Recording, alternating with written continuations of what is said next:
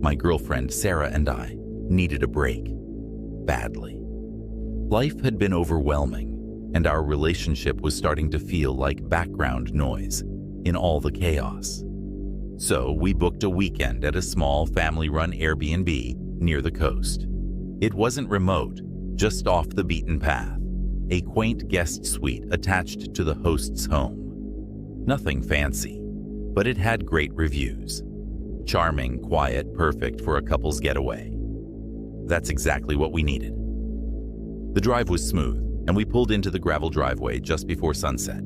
The property was cute, an old 2-story farmhouse surrounded by overgrown gardens, with a few fields stretching out toward the horizon. The guest suite had its own entrance on the side, so we didn't need to interact with the hosts much.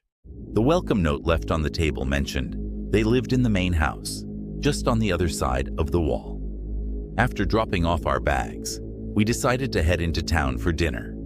We passed a few locals on the way, mostly quiet older folks who gave us polite, if distant, nods. The town had that slightly eerie charm you find in places where everything shuts down early.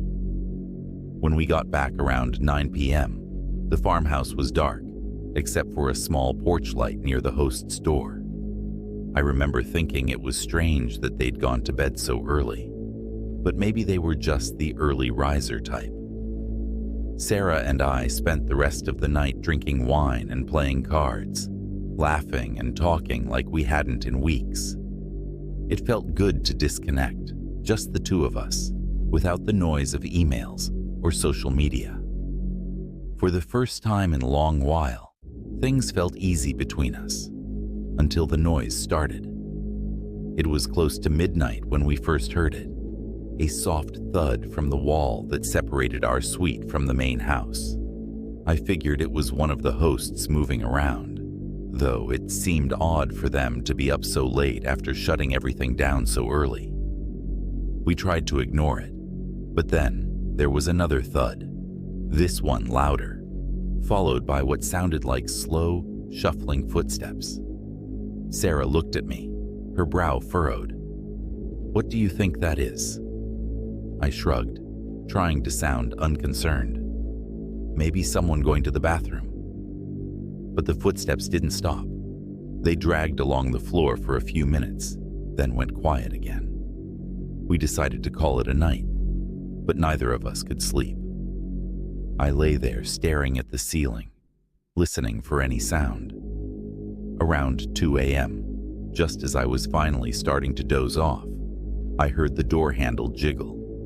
I shot up, my heart hammering in my chest. The handle twisted back and forth, as if someone was testing whether it was locked. "Did you hear that?" Sarah whispered, clutching my arm. "Yeah." I climbed out of bed, heart racing, and tiptoed to the door. I pressed my ear against it, but whoever had been there was gone. I checked the lock, still secure. Maybe it was one of the hosts, Sarah suggested, her voice unsteady. "Why would they try to open our door in the middle of the night?" I whispered back, not wanting to say what we were both thinking.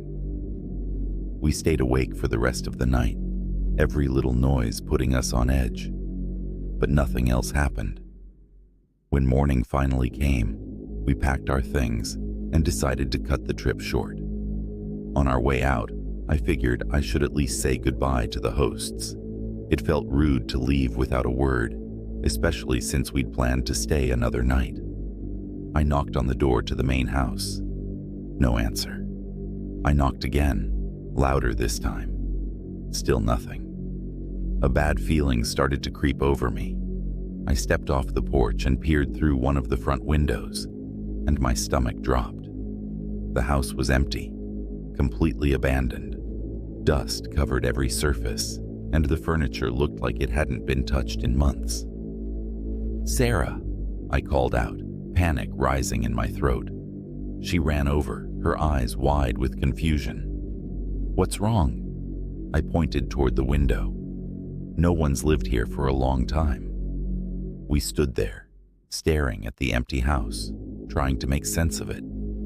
If the place had been abandoned, then who had left the welcome note? Who had we heard walking around in the night?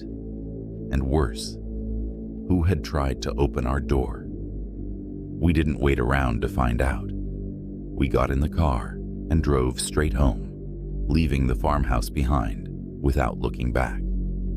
I contacted the rental site once we were safe, trying to report what had happened. But when I pulled up the listing, it was gone, like it had never existed. To this day, I have no idea who was staying in that house with us, or how the listing disappeared so quickly.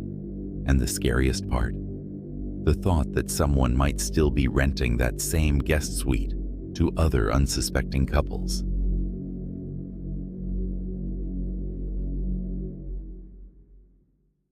Rachel and I were overdue for a break. Work had been exhausting, and the idea of a quiet weekend away in a remote cabin sounded perfect. No Wi-Fi, no emails, no distractions, just us. The drive took longer than expected, winding through endless trees, and by the time we arrived, the sun was dipping below the horizon. The cabin looked smaller and older than the photos. Peeling paint, a sagging porch, and windows fogged with grime. Rachel still loved it. "It's cozy," she said, hauling our bags inside. I tried to share her excitement, but something about the place put me on edge. That first night I woke around 2 a.m. to the sound of footsteps outside the cabin. Slow, deliberate. They circled the porch. I sat up, my heart racing, and crept to the window. Through the gap in the curtain, I saw a figure standing at the edge of the woods. They didn't move, just stood there, watching. I stayed frozen for what felt like forever, until the figure turned and slipped silently into the forest. I tried to convince myself it was just a lost hiker, but something about the way they stood there, so still, so intentional, made my skin crawl. In the morning, I told Rachel I heard something outside, but I left out the part about the figure. "Probably just wildlife," she said, brushing it off. I nodded, though I wasn't so sure. We decided to hike the nearby trail to clear our heads. The forest felt too quiet, like everything was holding its breath. About an hour in, we stumbled across a campsite hidden in a clearing. The tent was slashed, and clothes were scattered across the ground, as if whoever had been here left in a hurry. Rachel shifted uneasily. "Maybe a bear?" "Maybe," I said, though the campsite didn't feel like the result of an animal attack. The backpack was still full, untouched. Whoever had been here hadn't planned to leave like that. We hurried back to the cabin, both of us on edge now. When we reached the porch, I noticed fresh footprints in the dirt leading up to the cabin, too fresh to have been there earlier. That night, I barely slept. Every creak of the cabin made me flinch. Every gust of wind felt like footsteps outside. Around midnight, Rachel shook me awake, her face pale. "Someone's outside." I listened, and there it was again. Slow, deliberate footsteps circling the cabin, just like the night before. We stayed perfectly still, holding our breath. The footsteps stopped at the front door. Then the doorknob rattled. I grabbed the fire poker, my heart slamming in my chest. When I flung the door open, no one was there. But pinned to the doorframe was a scrap of fabric from the campsite. Rachel's eyes widened in panic. "We need to leave, now." We grabbed the car keys and ran outside, only to find all 4 tires slashed. Before I could process it, we heard the sound of movement from the woods. Fast footsteps, someone running toward us. "Run!" I shouted, grabbing Rachel's hand. We sprinted down the dirt road leading away from the cabin, not stopping until we reached a bend where we could hide behind some trees. My lungs burned, and my heart pounded in my ears, but I forced myself to stay quiet. We crouched in silence, listening. Then we saw him, emerging from the woods and walking down the road, scanning the area like he was looking for us. He wasn't wearing a mask, No dramatic disguise, just a regular-looking man, his face blank and expressionless. That's what scared me the most, how ordinary he looked, like someone you'd pass on the street without a second thought. We waited, barely breathing, until he disappeared down the road. Once the coast was clear, we ran. We stayed off the road, moving through the trees in the dark until we found a hill that overlooked the highway. We slid down the embankment and flagged down the first car we saw, a young couple. They gave us a ride to the nearest gas station. At the gas station, the clerk called the sheriff. I expected some relief, but when we described what had happened, the sheriff just sighed. "You're lucky," he said grimly. "A few hikers have gone missing near that cabin over the years. We've never found out who's behind it, but your story lines up." Rachel and I exchanged a glance, the weight of his words sinking in. We were lucky. Later, a tow truck brought us back to the cabin to retrieve our car. The man was gone, but the eerie feeling lingered. We didn't waste time. We just packed up and left. I still think about that weekend sometimes, late at night when I can't sleep. The way the man stood outside the cabin, watching. How close he came to catching us. And the worst part, no one ever found him. He's still out there.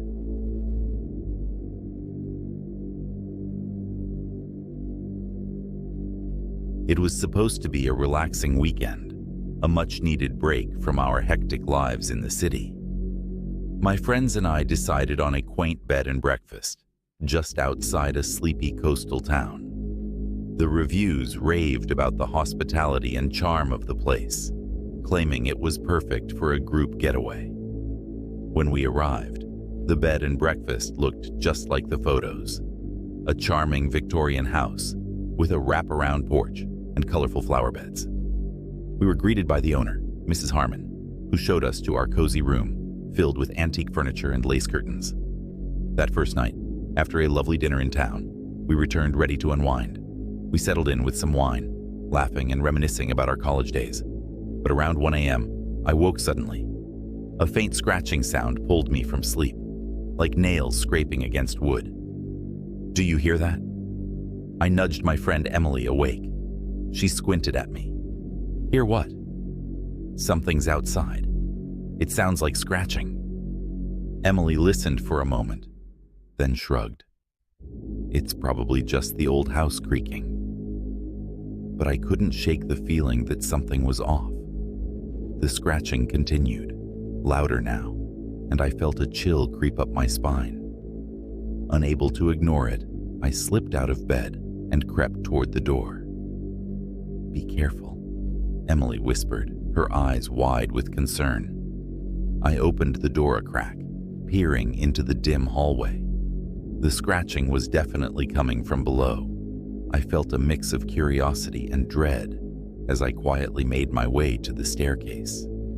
Peering over the railing, I saw Mrs. Harmon pacing in the living room, flashlight in hand, muttering softly to herself. The sight was strange, unsettling. "Is she looking for something?" I whispered back to my friends, who had followed me out. We stood there, unsure of what to do. Suddenly, Mrs. Harmon turned and looked up at us, her eyes locking onto mine. "You shouldn't be up this late," she said, her tone disarmingly calm. My heart raced. "We heard some noises," I stammered. "Just old pipes, dear," she replied, her smile wide and unnerving. We quickly retreated to our room, the feeling of dread thickening in the air. The rest of the night was a blur of anxiety and strange noises. Every creak of the old house made me jump, and I finally drifted off only to wake just before dawn. In the morning, we gathered for breakfast, and Mrs. Harmon watched us intently as we ate. "You never know what might happen around here," she remarked, her voice laced with an eerie cheerfulness. After breakfast, we decided to explore the town. The quaint shops and ocean views provided some distraction, but I couldn't shake the feeling we were being watched. As the sun set, we reluctantly returned to the bed and breakfast for dinner, the atmosphere feeling increasingly stifling. That evening, we tried to enjoy each other's company, but the unease lingered. When the clock struck 3 a.m., I awoke again to a heavy silence that felt oppressive. I glanced around at my friends, who were still asleep, but something felt off. Suddenly, the door creaked open. It was Mrs. Harmon, standing in the dim light of the hallway. "Just checking on you," she said, her voice eerily sweet. "Everything okay?" I managed to ask, feeling a knot tighten in my stomach. "Oh yes, dear, just wanted to make sure you were comfortable," she replied, her smile unsettling. Once she left, I turned to my friends, panic rising. "We need to get out of here." In the morning, we hurriedly packed our bags, exchanging anxious glances. The strange encounters weighed heavily on us. As we checked out, Mrs. Harmon stood at the door, her gaze fixed on us. "Come back any time," she called, waving with that same unnerving smile. As we drove away, I glanced back. Mrs. Harmon stood on the porch, her silhouette framed against the morning sun, waving goodbye. I couldn't shake the feeling we'd narrowly escaped something we didn't fully understand.